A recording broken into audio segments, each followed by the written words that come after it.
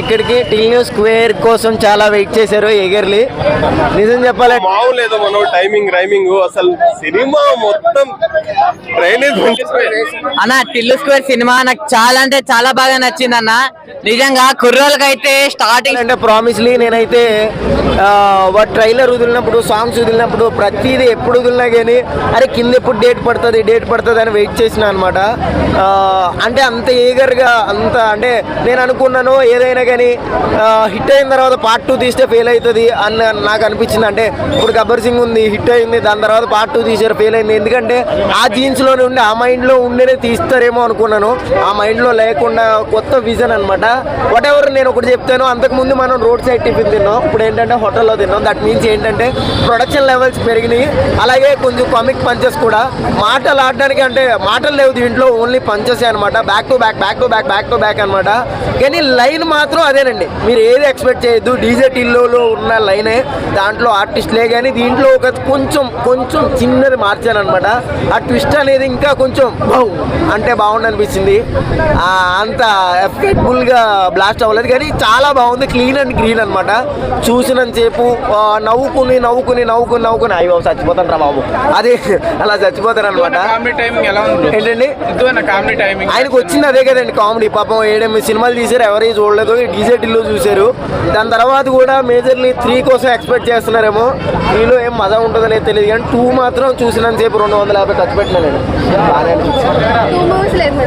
నాకు అదే నచ్చిందండి, ఏమనుకోవద్దు, నాకు అదే నచ్చింది. ఎందుకంటే నాకు అనుపమ అంటే ఇష్టం లేదు, ఆయనకి ముద్దెట్టేసింది కదా, అది వేరే విషయం.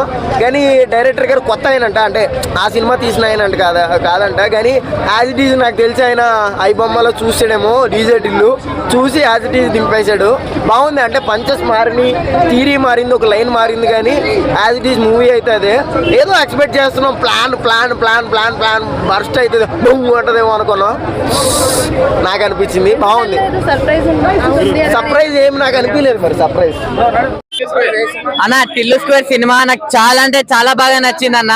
నిజంగా కుర్రోళ్ళకి అయితే స్టార్టింగ్ సాంగ్ ఉంటుంది భయ్య, మామూలు సాంగ్ కాదు, అది మొత్తం వేరే లెవెల్ సాంగ్ అనమాట. చాలా అంటే చాలా బాగా నచ్చింది.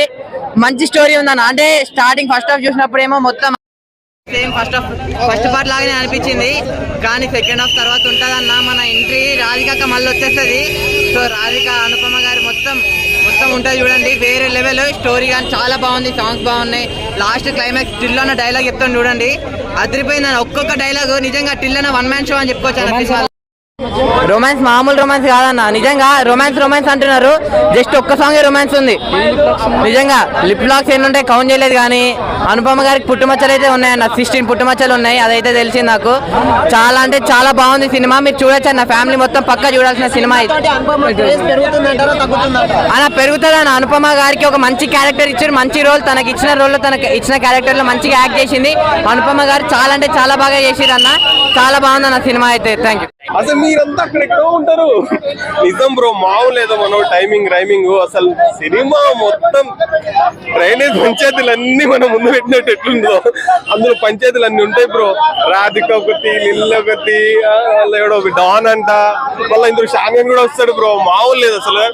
ఇందులో రాధిక వస్తుంది బ్రో. ఫస్ట్ లో వచ్చిన రాధిక లెక్క అన్న అయితే అందం అన్నకైతే మామూలు ఫన్. అంటే జస్ట్ డైలాగ్స్, యాక్టింగ్ డైలాగ్స్ తో ఇంత నవ్వించవచ్చు అని. అంటే మ్యాడ్ సినిమా చూసిన తర్వాత ఇందులో నేనైతే ఆ సినిమా తర్వాత నేను అంతలా నవ్వుకోలేదు. ఈ సినిమా చూసి ఫుల్గా నవ్వుకున్నా. సిద్ధు అన్న చాలా ఇచ్చి పడేసినావు అన్న, మామూలు లేదు సినిమా.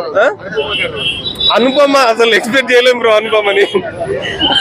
అందులో అంటే నీ పేరు లిల్లీ ఏమో, కానీ నువ్వు 100% రాధికవి. మీరంతా ఎక్కడో ఉంటారు.